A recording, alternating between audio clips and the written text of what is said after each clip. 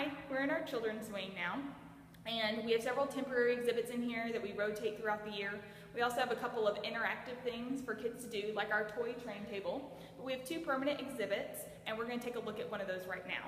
Our high wheel cart was one of the first things collected by the Texas Forestry Association in 1959, even though the museum didn't open until the 70s. How this cart works is a log is on the floor of the forest, and chains attach the log to the cart. Then when animals start walking away, this beam lifts up and it lifts the log up and drags just the bottom of it along the forest floor to where they need to go. This particular cart was made in 1950, but it was retired in 1951 because the tractor skidder became more prominent. So now we're going to go take a look at our fire tower.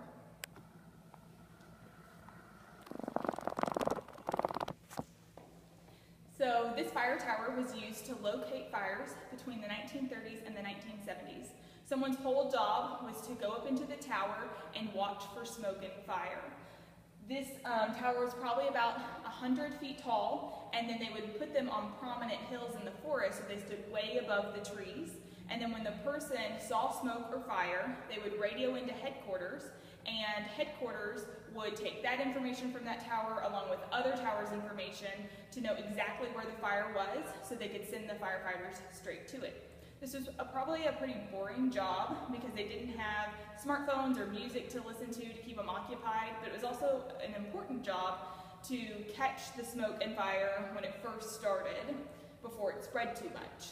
This was also probably a pretty scary job during storms because the whole tower is made of metal, so if it gets struck by lightning, then you could probably get zapped. But what they would do to keep safe is they had a little wooden stool and they would sit on it, and it had glass insulators for the feet, and because glass and wood don't conduct electricity, then they wouldn't get zapped if they didn't touch metal. During World War II, women are the ones that sat in the fire towers, and they had an extra job.